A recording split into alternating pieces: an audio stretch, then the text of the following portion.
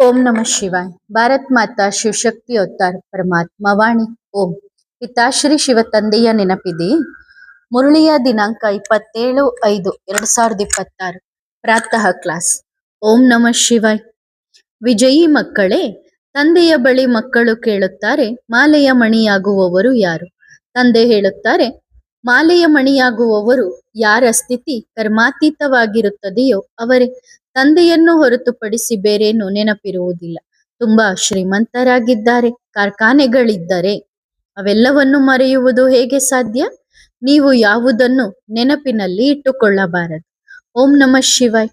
ಆತ್ಮಿಕ ತಂದೆ ಆತ್ಮಿಕ ಮಕ್ಕಳಿಗೆ ತಿಳಿಸಿಕೊಡುತ್ತಿದ್ದಾರೆ. ಇಲ್ಲಿ ಕುಳಿತಿದ್ದೀರಿ ನಂಬರ್ ವಾರ್ ಪುರುಷಾರ್ಥದಂತೆ. ನಾವು ಆತ್ಮಗಳಾಗಿದ್ದೇವೆ ಎಂಬ ಪಕ್ಕಾ ನಿಶ್ಚಯವಾಗಿದೆ. ಒಬ್ಬ ತಂದೆಯ ಮಕ್ಕಳಾದ ನಾವೆಲ್ಲರೂ ಸಹೋದರರು. ಯಾವೆಲ್ಲ ಮನುಷ್ಯ ಮಾತ್ರರಿದ್ದಾರೋ ಅವರೆಲ್ಲರೂ ಸಹೋದರರು. ಈಗ ಎಲ್ಲಾ ಸಹೋದರರಿಗೆ ತಂದೆ ಹೇಳುತ್ತಾರೆ, ಇಲ್ಲಿ ಕುಳಿತಿರುವಾಗ ನನ್ನಂತಹ ಪತಿತ ಪಾವನ ತಂದೆಯನ್ನು ನೆನಪು ಮಾಡುತ್ತೀರಾ? ಅಥವಾ ಬುದ್ಧಿಯೋಗವು ಬೇರೆ ಕಡೆ ಅಲೆಯುತ್ತಿದೆಯೇ? ಮಾಯೆಯು ತುಂಬಾ ಅಲೆದಾಡಿಸುತ್ತದೆ.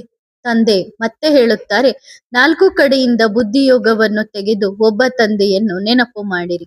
ಮಾಯೆಯು ಅವಶ್ಯವಾಗಿ ಅಲೆದಾಡಿಸುತ್ತದೆ. ಇಷ್ಟವಿಲ್ಲದಿದ್ದರೂ ಬುದ್ಧಿಯು ಎಲ್ಲೋ ಒಂದು ಕಡೆ ಓಡುತ್ತಲೇ ಇರುತ್ತದೆ. ಈಗ ತಂದೆ ಸಮ್ಮುಖದಲ್ಲಿ ಕುಳಿತಿದ್ದಾರೆ. ಆದ್ದರಿಂದ ನಾವು ಆತ್ಮಗಳ ತಂದೆ ಬಂದಿದ್ದಾರೆ, ಪಾವನರಾಗುವ ಡ್ರಿಲ್ ಕಲಿಸುತ್ತಿದ್ದಾರೆ ಎಂದು ಮಕ್ಕಳಿಗೆ ಗೊತ್ತಿದೆ. 84 ಜನ್ಮಗಳ ಚಕ್ರದ ಜ್ಞಾನವನ್ನು ಬಾಬಾ ನೀಡಿದ್ದಾರೆ ಮತ್ತು ಮಕ್ಕಳೇ ಮಕ್ಕಳೇ ಎಂದು ತಿಳಿಸಿಕೊಡುತ್ತಾರೆ. ಎಷ್ಟು ನೆನಪು ಮಾಡುತ್ತೀರೋ ಅಷ್ಟು ಪಾವನರಾಗುತ್ತಾ ಹೋಗುತ್ತೀರಿ. ಪಾವನರಾಗಲು ನೆನಪು ಬಹಳ ಅವಶ್ಯಕವಾಗಿದೆ. 84 ಜನ್ಮಗಳ ಚಕ್ರವು ಈಗ ಪೂರ್ಣವಾಗುತ್ತಿದೆ. ಈಗ ನಾವು ಮತ್ತೆ ಮನೆಗೆ ಹೋಗುತ್ತೇವೆ. ಅನೇಕ ಬಾರಿ ನಾವು ಮನೆಗೆ ಹೋಗಿದ್ದೇವೆ. ನೆನಪಿನ ಯಾತ್ರೆಯಿಂದ ಪವಿತ್ರರಾಗಿ ನಂಬರ್ ವಾರ್ ಪುರುಷಾರ್ಥದಂತೆಯೇ ಮನೆಗೆ ಹೋಗಬೇಕು. ಎಲ್ಲರಿಗೂ ಬೇಹದ್ದಿನ ತಂದೆ ಒಬ್ಬರೇ.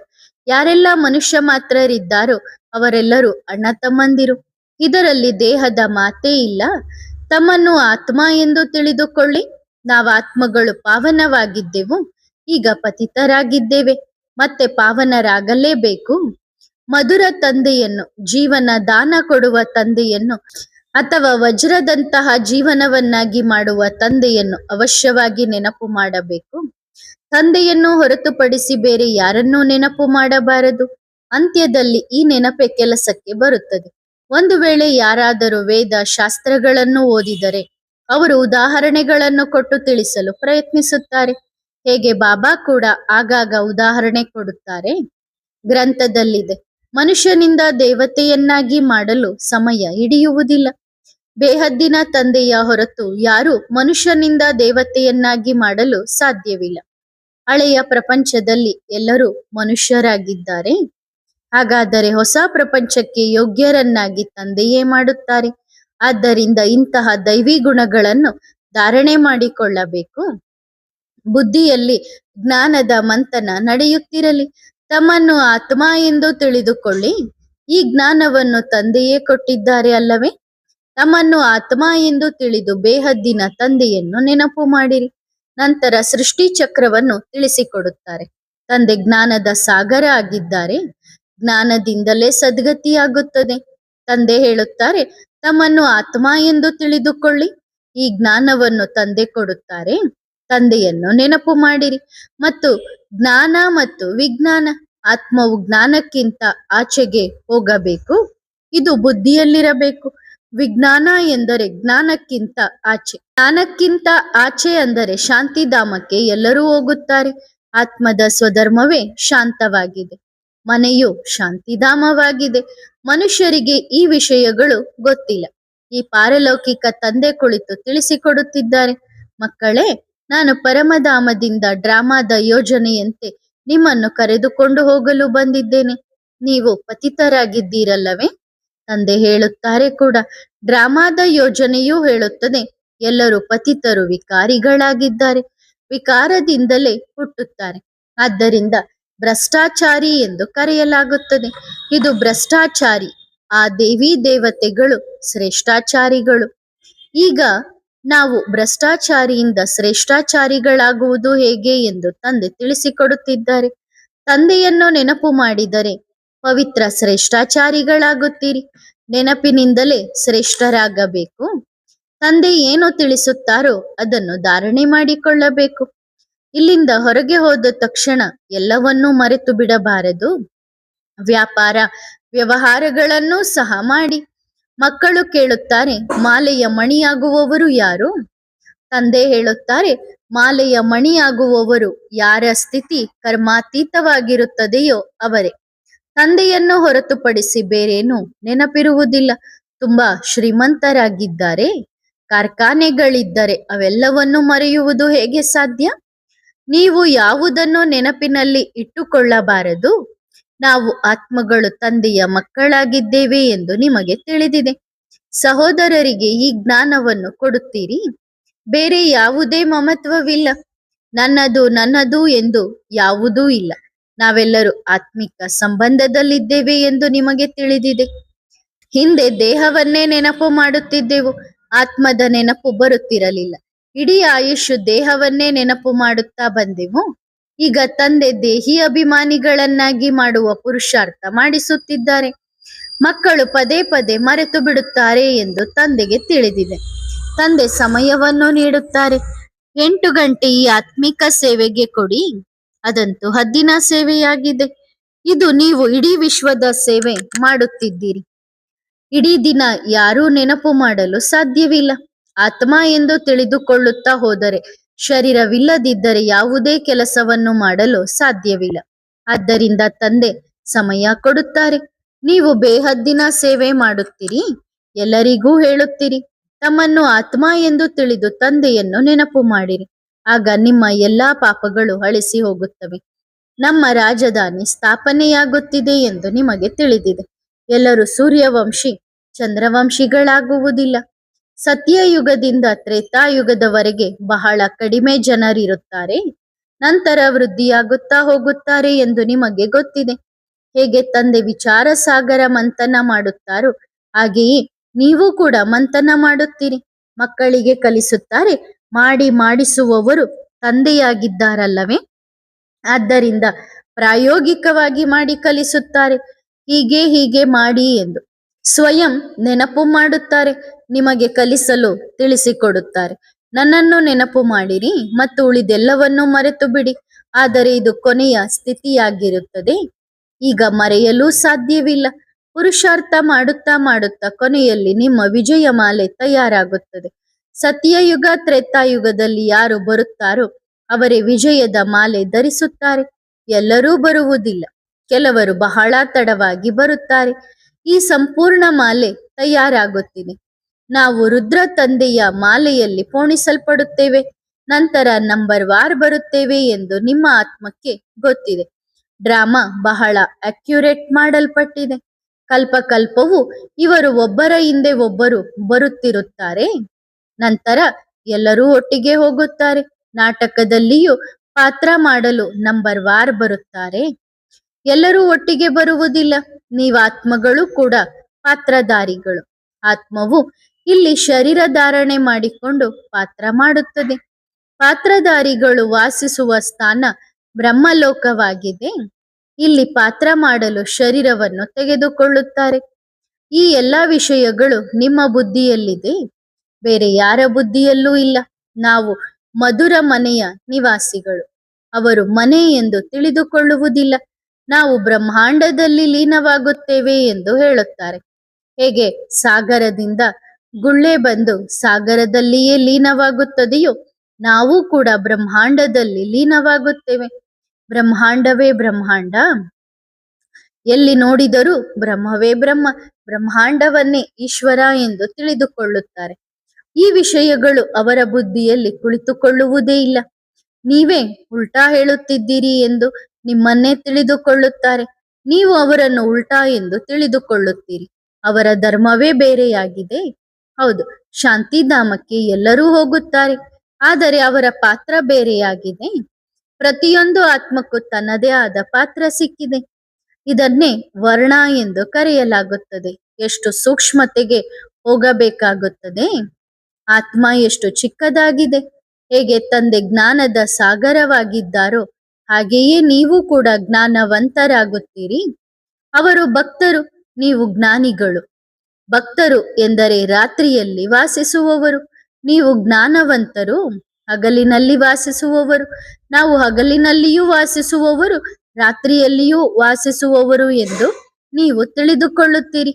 ಅರ್ಧಕಲ್ಪ ಸುಖಧಾಮದಲ್ಲಿ, ಅರ್ಧಕಲ್ಪ ದುಃಖಧಾಮದಲ್ಲಿ ನೀವು ಇರುತ್ತೀರಿ.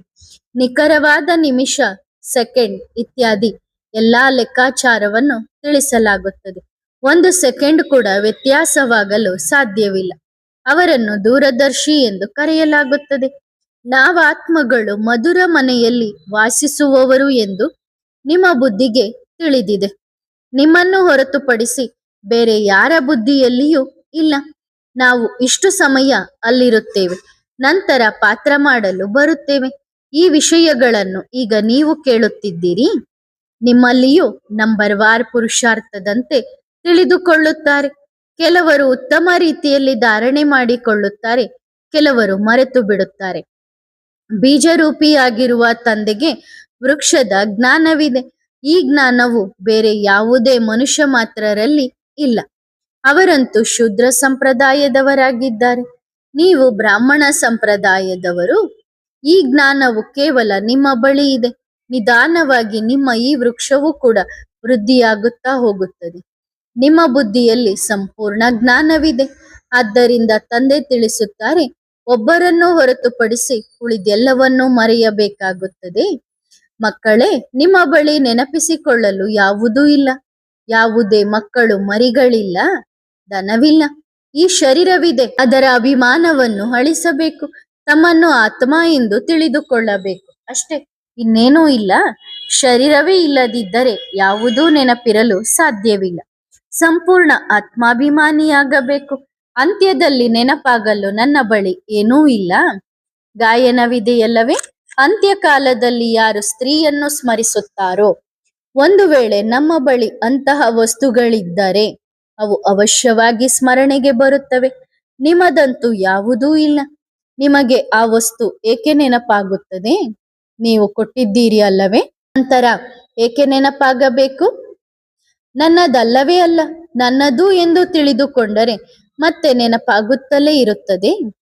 ತಂದೆಗೆ ಕೊಟ್ಟಿದ್ದೀರಿ ಅಲ್ಲವೇ? ನಂತರ ನಿಮಗೆ ಆ ವಿಚಾರ ಏಕೆ ಬರುತ್ತದೆ? ನೀವು ಮರೆತು ಬಿಡಿ. ಬಾಬಾ ಇಟ್ಟುಕೊಂಡಿದ್ದಾರೆ ಎಂದ ಮೇಲೆ ನಿಮಗೇಕೆ ನೆನಪಾಗುತ್ತದೆ? ನೆನಪು ಬಂದರೆ ನಷ್ಟವಾಗುತ್ತದೆ. ನೀವು ಎಲ್ಲವನ್ನೂ ಮರೆಯಬೇಕು. ಮೊಟ್ಟ ಮೊದಲು ನೀವು ಬಂದಾಗ ನಿಮ್ಮ ಬಳಿ ಏನೂ ಇರಲಿಲ್ಲ. ನಿಮಗೆ ಹೊಸ ರಾಜ್ಯ ಸಿಗುತ್ತದೆ, ಹಳೆಯದು ಯಾವುದೂ ಇಲ್ಲ.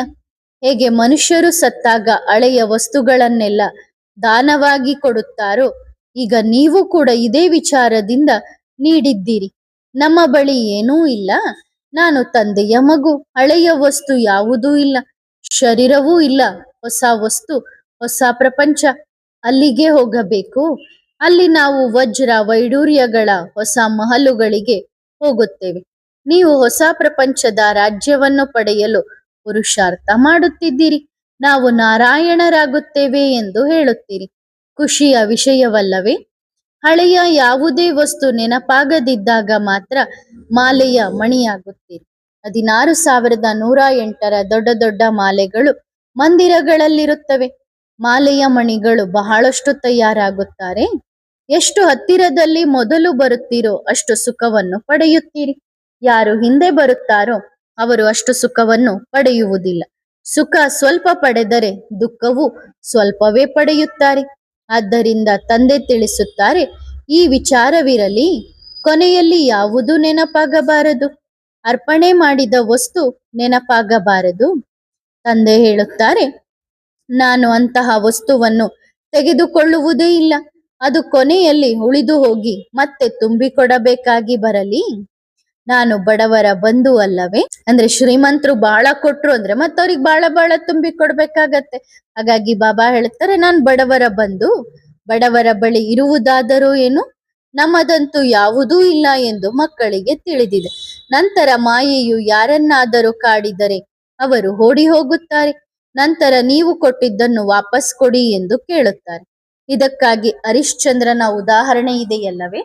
ದಾನ ಕೊಟ್ಟು ಮತ್ತೆ ಕೇಳುವವರೂ ಇದ್ದಾರೆ. ಮಾಯೆಯು ಪೂರ್ಣವಾಗಿ ಕಾಡುತ್ತದೆ, ಮಾಯೆಯು ಸಂಪೂರ್ಣವಾಗಿ ನಾಶ ಮಾಡುತ್ತದೆ. ಬಾಬಾ, ನಾವು ನಿಮ್ಮವರಾಗಿದ್ದೇವೆ, ನೀವು ಹೊಡೆಯಿರಿ ಅಥವಾ ನಮ್ಮನ್ನು ಪ್ರೀತಿಸಿ ಎಂದು ಪ್ರತಿಜ್ಞೆ ಮಾಡುತ್ತಾರೆ. ಈ ಸ್ಥಾನವನ್ನು ಎಂದಿಗೂ ಮರೆಯುವುದಿಲ್ಲ, ಇಂತಹ ತಂದೆಯನ್ನು ಎಂದಿಗೂ ಬಿಡುವುದಿಲ್ಲ ಎನ್ನುತ್ತಾರೆ. ಆದರೆ ಮಾಯೆಯು ಸೋಲಿಸಿ ಬಿಡುತ್ತದೆ. 10-20 ವರ್ಷಗಳ ನಂತರವೂ ನಾವು ನೀಡಿದ್ದನ್ನು ವಾಪಸ್ ಕೊಡಿ ಎನ್ನುತ್ತಾರೆ. ಅರೆ, ನೀವು ಅಪಾರವಾದದ್ದನ್ನು ಪಡೆಯಲು ಒಂದು ಕಾಳನ್ನು ಕೊಟ್ಟಿದ್ದೀರಿ, ಮತ್ತೆ ನಾವು ಕೊಟ್ಟಿದ್ದೇವೆ ಎನ್ನುತ್ತೀರಾ? ನಾಚಿಕೆಯಾಗುವುದಿಲ್ಲವೇ? ಕವಡೆ ಕೊಡುತ್ತೀರಿ, ವಜ್ರ ಪಡೆಯುತ್ತೀರಿ, ಆದರೂ ಕೊಟ್ಟ ಕವಡೆಯನ್ನು ಮತ್ತೆ ವಾಪಸ್ ಕೇಳುತ್ತೀರಿ. ನೀವು ಇಷ್ಟು ತಿಂದಿದ್ದೀರಲ್ಲವೇ, ಅದನ್ನು ಹೊಟ್ಟೆಯಿಂದ ಹೊರತೆಗೆಯಿರಿ. ಸೇವೆ ಎಲ್ಲಿ ಮಾಡಿದ್ದೀರಿ? ಇನ್ನು ಡಿಸರ್ವಿಸ್ ಮಾಡುತ್ತಿದ್ದೀರಲ್ಲವೇ? ಡಿಸರ್ವಿಸ್ ಮಾಡುವುದರಿಂದ ಇಷ್ಟು ದಿನ ತಿಂದದ್ದು ಕೂಡ ನಿಮ್ಮ ಮೇಲೆ ಸಾಲವಾಗಿ ಏರಿಬಿಟ್ಟಿದೆ. ನೀವು ಹೋಗಿ ದಾಸರಾಗುತ್ತೀರಿ. ಬಾಬಾ ಕಾನೂನನ್ನು ತಿಳಿಸಿಕೊಡುತ್ತಿದ್ದಾರೆ. ಪ್ರಾಕ್ಟಿಕಲ್ನಲ್ಲಿ ಇಂತಹ ವಿಷಯಗಳು ನಡೆಯುತ್ತವೆ. ದೋಣಿ ಪಾರಾಗುವ ಬದಲು ಮುಳುಗಿ ಹೋಗುತ್ತದೆ. ದೋಣಿ ಪಾರಾಗುವುದು ಎಂದರೆ ಈ ಲಕ್ಷ್ಮೀ ನಾರಾಯಣರಾಗುವುದು, ನಂತರ ಮಾಯೆಯವರಾಗುವುದರಿಂದ ದೋಣಿ ಮುಳುಗಿ ಹೋಗುತ್ತದೆ, ಮತ್ತೆ ಹೋಗಿ ಚಾಂಡಾಲರಾಗುತ್ತಾರೆ. ಗಾಯನವೂ ಇದೆ. ಆಶ್ಚರ್ಯವತ್ ಕಥಂತಿ ಸುನಂತಿ ಸುನಾವಂತಿ ನಂತರ ಅಹೋ ಮಾಯ ಮಮ ಮಾಯ ಭಾಗಂತಿ.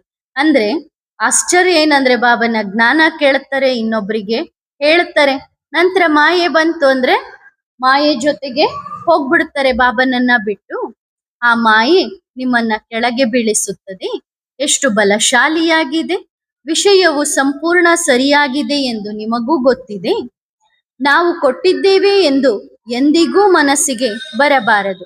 ಅಂದ್ರೆ ನಾವು ಬಾಬನಿಗೆ ಇಷ್ಟು ಸೇವೆ ಕೊಟ್ವಿ, ಇಷ್ಟು ಸೇವೆ ಕೊಟ್ವಿ ಅನ್ನೋದು ನಿಮ್ಮ ಮನಸ್ಸಿನಲ್ಲಿಯೂ ವಿಚಾರ ಬರಬಾರದು. ಆ ವಿಚಾರ ಬಂದರೆ ನಷ್ಟವಾಗಿ ಬಿಡುತ್ತದೆ. ತಂದೆಯಿಂದ ನೀವು ಪಡೆಯಲು ಬಂದಿದ್ದೀರಲ್ಲವೇ, ನಾವು ನೀಡುತ್ತೇವೆ ಎಂದು ಏಕೆ ಹೇಳುತ್ತೀರಿ? ಲೆಕ್ಕಾಚಾರ ಮಾಡಿ ಅಲ್ಲಿ ಹೋಗಿ ಏನಾಗುತ್ತೀರಿ ಎಂದು. ಯಾರ ಬಳಿಯಾದರೂ ಕೇವಲ 10 ಪೈಸೆ ಇದ್ದು ಅದರಲ್ಲಿ 1 ಪೈಸೆ ಕೊಟ್ಟರೂ ಅವರ ಮಹಲ್ಗಳು ತಯಾರಾಗುತ್ತವೆ. ಸುಧಾಮನ ಉದಾಹರಣೆ ಇದೆಯಲ್ಲವೇ? ಒಂದು ಮುಷ್ಟಿ ಅಕ್ಕಿಯನ್ನು ಕೂಡ ಸತ್ಯ ಹೃದಯದಿಂದ ಕೆಲವರು ತರುತ್ತಾರೆ. ಇದು ಕೂಡ ನಮ್ಮದಾಗಿರಲಿ, ನಮಗೆ ಸತ್ಯಯುಗದಲ್ಲಿ ಮಹಲ್ ಸಿಗುತ್ತದೆ. ಆಗ ತಂದೆ ಖುಷಿಯಾಗುತ್ತಲ್ವಾ? ಇವರಿಗೆ ಖಂಡಿತವಾಗಿಯೂ ಮಹಲ್ ಸಿಗಲೇಬೇಕು. ತುಂಬಾ ಪ್ರೀತಿ ಶುಭ ಭಾವನೆಯಿಂದ ತರುತ್ತಾರೆ. ಕೆಲವರು ಗೋಧಿಯನ್ನು ತರುತ್ತಾರೆ, ಕೆಲವರು ಜೀರಿಗೆ, ಕಡಲೆ ಇತ್ಯಾದಿಗಳನ್ನು ತರುತ್ತಾರೆ. ಬಾಬಾ ಸುಧಾಮನಂತೆ ನಾವು ಕೂಡ ಇದನ್ನು ಹಾಕುತ್ತೇವೆ. ಪಾಪ ಆ ಬಡಪಾಯಿಗಳು ಅಹೋಭಾಗ್ಯ ಎಂದು ತರುತ್ತಾರೆ, ಇರುವುದನ್ನೇ ತರುತ್ತಾರೆ ಎಂದರೆ ಎಷ್ಟು ಶ್ರೇಷ್ಠರಾಗುತ್ತಾರೆ. ನೀವು ತಂದೆಯ ಮಕ್ಕಳಾಗಿದ್ದೀರಿ ಎಂದರೆ ಯಜ್ಞದಿಂದ ಪಾಲನೆಯಾಗುತ್ತದೆ. ಹೊರಗಡೆ ನಿಮಗೆ ಫಸ್ಟ್ ಕ್ಲಾಸ್ ಒಳ್ಳೆಯ ಬಟ್ಟೆಗಳು ಇತ್ಯಾದಿಗಳು ಸಿಗುತ್ತವೆ, ಅದನ್ನು ಯಜ್ಞಕ್ಕೆ ಹಾಕಿ ಬದಲಾಯಿಸಿಕೊಳ್ಳಿ. ನಾವು ನಂತರ ಆ ಒಳ್ಳೆಯ ವಸ್ತುಗಳನ್ನು ಸಾಹುಕಾರರಿಗೆ ನೀಡುತ್ತೇವೆ. ಯಾರು ಧರಿಸುತ್ತಾರೋ ಅವರು ಖುಷಿಯಾಗುತ್ತಾರೆ. ಇಟ್ಟುಕೊಂಡು ಏನು ಮಾಡುತ್ತೀರಿ? ಉಡುಗೊರೆಯನ್ನು ಕೊಡಲಾಗುತ್ತದೆ. ಒಳ್ಳೆಯ ವಸ್ತುವನ್ನು ನೋಡಿ ಖುಷಿಯಾಗುತ್ತಾರೆ. ಕಲ್ಪವೂ ನಡೆಯುವಂತೆಯೇ ನಮ್ಮ ಪ್ರತಿಯೊಂದು ಹೆಜ್ಜೆಯು ನಡೆಯುತ್ತದೆ. ಕಲ್ಪದಂತೆ ನಿಮ್ಮ ಪ್ರತಿಯೊಂದು ಹೆಜ್ಜೆಯಲ್ಲೂ ಪದ್ಮಗಳಿವೆ. ಆದ್ದರಿಂದ ದೇವತೆಗಳ ಪಾದಗಳಲ್ಲಿ ಪದ್ಮವನ್ನು ತೋರಿಸುತ್ತಾರೆ. ಇದಕ್ಕೂ ಅರ್ಥವಿರುತ್ತದಲ್ಲವೇ? ನಿಮ್ಮ ಪ್ರತಿಯೊಂದು ಹೆಜ್ಜೆಯು ಪದ್ಮದಷ್ಟು ಸಂಪಾದನೆಯಾಗಿದೆ. ನೀವು ಬರುವುದೇ ಪದ್ಮಾಪದಂಪತಿಗಳಾಗಲು. ನೀವು ಅಷ್ಟು ಮಹಾನ್ ಸೌಭಾಗ್ಯಶಾಲಿಗಳಾಗಿದ್ದೀರಿ. ನಿಮ್ಮ ಪುರುಷಾರ್ಥವು ಡ್ರಾಮಾದ ಯೋಜನೆಯಂತೆಯೇ ನಡೆಯುತ್ತಿರುತ್ತದೆ. ಡ್ರಾಮಾವೇ ಪುರುಷಾರ್ಥ ಮಾಡಿಸುತ್ತಿರುತ್ತದೆ. ಒಂದೆಡೆ ನೀವು ಪರವಶರಾಗಿದ್ದೀರಿ, ರಾವಣನ ರಾಜ್ಯದಲ್ಲಿದ್ದೀರಲ್ಲವೇ, ನಂತರ ಡ್ರಾಮಾದ ಪರವಶರಾಗಿದ್ದೀರಿ. ತಂದೆ ಹೇಳುತ್ತಾರೆ, ನಾನು ಕೂಡ ಡ್ರಾಮಾದ ವಶನಾಗಿದ್ದೇನೆ. ಡ್ರಾಮಾ ಅನಾದಿ ಅವಿನಾಶಿಯಾಗಿ ಮಾಡಲ್ಪಟ್ಟಿದೆ, ಅದು ಯಾರ ವಶದಲ್ಲೂ ಇಲ್ಲ. ಡ್ರಾಮಾ ಯಾವಾಗ ತಯಾರಾಯಿತು? ಡ್ರಾಮಾ ಅನಾದಿ ಕಾಲದಿಂದಲೂ ನಡೆಯುತ್ತಲೇ ಇರುತ್ತದೆ. ಡ್ರಾಮಾದಲ್ಲಿ ನಿಮಗೆ ಈಶ್ವರನ ನಂಬರ್ 1 ಮತ ಸಿಗುತ್ತದೆ. ಯಾವ ಈಶ್ವರೀಯ ಮತದಿಂದ ನೀವು ದೇವತೆಗಳಾಗುತ್ತೀರಿ ಆ ಮತ ಸಿಗುತ್ತದೆ. ಮನುಷ್ಯರ ಮತವು ನಿಮ್ಮನ್ನು ಚೀಚಿ ಮಾಡುತ್ತದೆ. ಒಳ್ಳೆಯದು. ಆತ್ಮಿಕ ಮಕ್ಕಳಿಗೆ ಆತ್ಮಿಕ ಬಾಪ್ ದಾದಾರವರ ನೆನಪು, ಪ್ರೀತಿ ಹಾಗೂ ಸುಪ್ರಭಾತ. ಆತ್ಮಿಕ ಮಕ್ಕಳಿಗೆ ಆತ್ಮಿಕ ತಂದೆಯ ನಮಸ್ತೆ. ಆತ್ಮಿಕ ಮಕ್ಕಳು ಆತ್ಮಿಕ ತಂದೆಗೆ ಮಾಡುವ ನೆನಪು, ಪ್ರೀತಿ ಮತ್ತು ನಮಸ್ತೆ ನಮಸ್ತೆ ನಮಸ್ತೆ. ಧನ್ಯವಾದ ಬಾಬಾ. ಶುಕ್ರಿಯ. ವರದಾನ: ಟೆನ್ಷನ್ ಫ್ರೀ ಭವ. ಸೇವೆಯಲ್ಲಿ ವಿಘ್ನ ಅಥವಾ ಟೆನ್ಷನ್ಗೆ ಕಾರಣವೇನು? ಸ್ವಯಂ ಮತ್ತು ಸೇವೆಯ ಸಮತೋಲನವಿಲ್ಲ ಮತ್ತು ಸ್ವಯಂನ ಗಮನ ಕಡಿಮೆ ಇದೆ. ಸೇವೆಯ ಯೋಜನೆಯ ಜೊತೆಗೆ ನಿಮ್ಮ ಯೋಜನೆಯನ್ನು ತಯಾರಿಸಿ ಮರ್ಯಾದೆಯ ರೇಖೆಯ ಒಳಗಿದ್ದುಕೊಂಡು ಸೇವೆ ಮಾಡಿ. ರೇಖೆಯಿಂದ ಹೊರಬಂದು ಸೇವೆ ಮಾಡುವುದರಿಂದ ಯಶಸ್ಸು ಸಿಗಲು ಸಾಧ್ಯವಿಲ್ಲ. ಮೊದಲು ನಿಮ್ಮ ಧಾರಣೆಯ ಸಮಿತಿಯನ್ನು ರಚಿಸಿ ಪರಸ್ಪರ ಯೋಜನೆ ತಯಾರಿಸಿ.